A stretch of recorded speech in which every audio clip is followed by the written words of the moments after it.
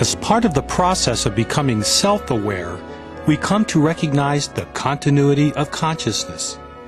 In other words, we live multiple lives.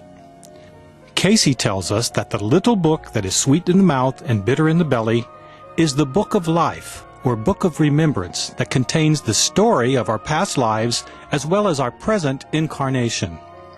So the self-analysis process goes on and on. We are constantly being given the opportunity to know ourselves.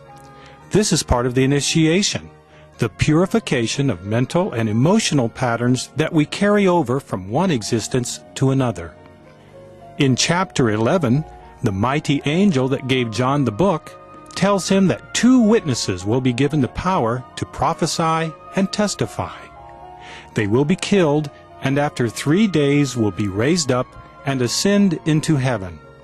Cayce tells us that the 2 witnesses, also symbolized as 2 trees and 2 candlesticks, represent our past lives in the earth and our past lives in other realms. To get a handle on what Cayce is talking about, we need to broaden our perspective. As we seek to understand the 2 witnesses, we are operating on a cosmic scale. So here is a little creation story to help us out. In the beginning, there was the One, the ultimate unity that we call God. The desire for companionship and expression led the One to become many, and yet still be one. Thus souls were created to be companions and co-creators with the divine. The ideal was for each soul to know itself to be itself, to have a separate sense of identity, and yet still be one with the whole. In order to truly be companions and partners with the divine, the souls were given will, the ability to make choices, to accept and reject. Some of us, for we are the souls in question here, chose to become more separate than was originally intended. In fact, Cayce refers to this act of extreme separation as rebellion. This is an important concept. In just a little bit, we will be encountering the symbolic representations of this initial spiritual rebellion in the form of a great red dragon and other beasts in John's vision. In the biblical tradition, this is the fall. In Jesus' parables, this motif is present in the story of the prodigal son and the little lamb that went astray.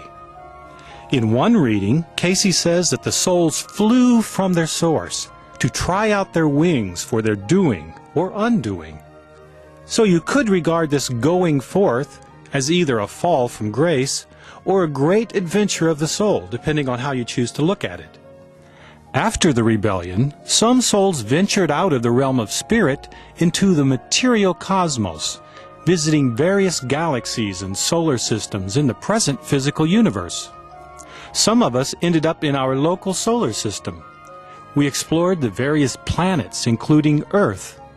At first we had the ability to flow in and out of various life forms.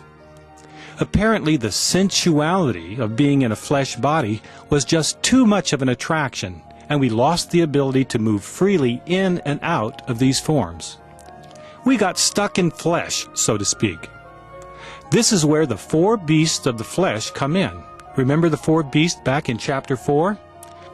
You could think of these as the beasts of the earth, since they are associated with the carnal desires of the flesh body that is only experienced in earthly lives. These beasts of the physical body are different from the beasts of the spiritual realm associated with the original rebellion.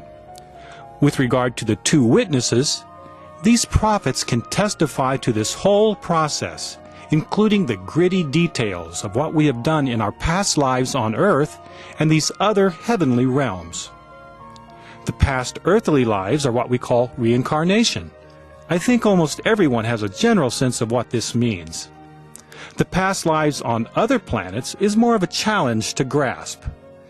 Cayce explained it this way.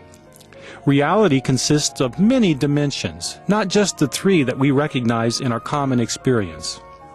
We are multidimensional beings with energy bodies that go well beyond 3 dimensions. You may have heard these bodies referred to as the astral body, the etheric body, the cosmic body, and so forth. Cayce tells us that the planets in our solar system are multidimensional as well, with the multiple dimensions representing levels of consciousness. So although astronomers can see the planets with telescopes and send space probes to investigate the three-dimensional aspects of their appearance, there is a lot more going on here than meets our three-dimensional eyes. For example, Cayce says that Mercury has 7 dimensions, 4 in Venus, 5 in Jupiter, 1 in Mars, and so forth. Because we are multidimensional beings, we can inhabit these planets, in a sense, not physically, to be sure. So our space probes will not send back information about cities or people on the other planets unless our technology gets sufficiently advanced to register these other dimensions of consciousness. Wouldn't that create a buzz? Thus, one of the witnesses that John is describing in his vision is the reminder of our past lives on these other planets, and not just planets, but other constellations as well. So we have the basis for astrology inherent in Cayce's cosmology. Cayce gave almost 2,000 life readings in which he told individuals about their past lives on other planets and their past lives on Earth. Thus we have astrology and reincarnation. When he gave these life readings, Cayce was serving the function of the 2 witnesses in the Revelation. Becoming aware of past lives and their influences on our present patterns of thought, feeling, and action is what we are talking about here. As the centers are opened and we become psychically aware of ourselves as multidimensional beings and citizens of the universe, so to speak, we are challenged to expand our perception of who we are and what life is about.